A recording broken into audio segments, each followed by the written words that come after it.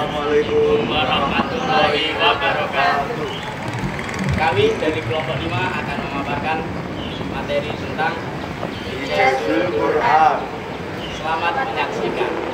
Assalamualaikum warahmatullahi wabarakatuh. Baik, di sini kita akan membahas mengenai pengertian i'jaz dan mukjizat.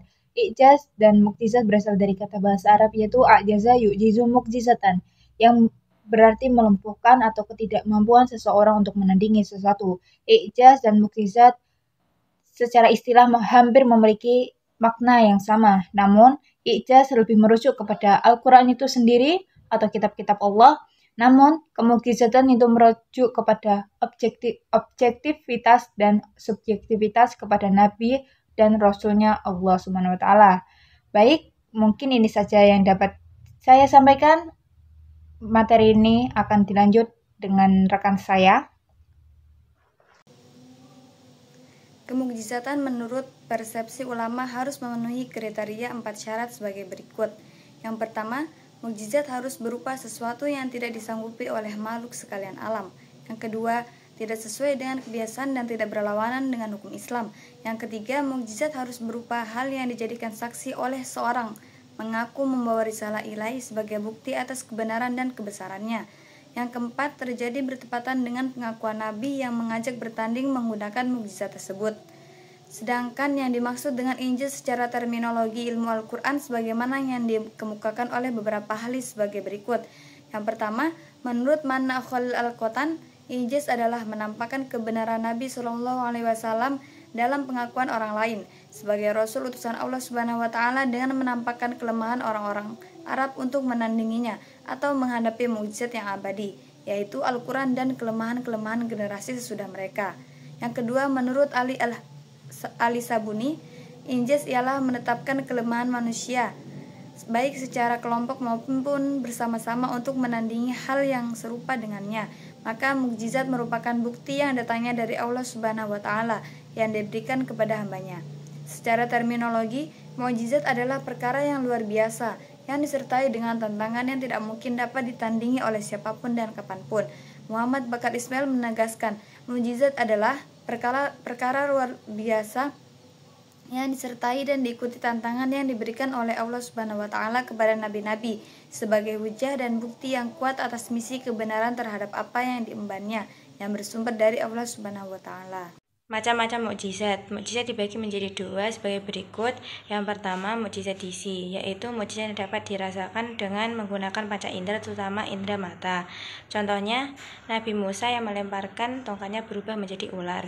Yang kedua, mukjizat akliyah atau ma'nawiyah, yaitu mukjizat yang dapat dirasakan dan diketahui menggunakan kecerdasan akal manusia untuk membedakan apa yang dipikirkan. Contohnya, Al-Quran diturunkan kepada Nabi Muhammad.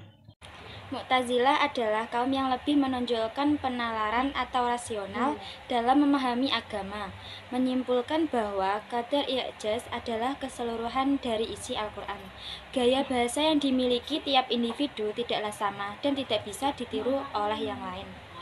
I'jaz Al-Quran itu terletak pada zat atau benda seperti Al-Quran itu sendiri. Nyata bahwa Al-Quran itu adalah benar dan yang menyampaikan adalah benar-benar utusan Allah.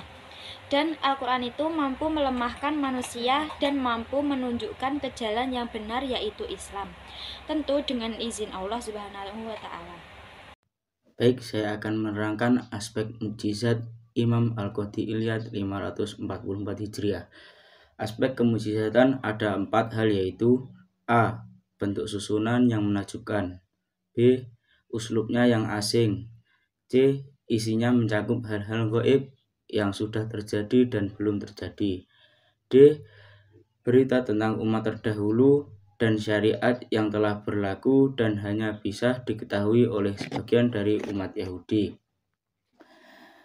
Aspek kemukjizatan Dr. Abdul Razak Naufal menerangkan bahwa i'jazul Quran ada 4 hal, yaitu A. I'jazul balaghi, yaitu kemukjizatan dari segi sastra atau balaghah.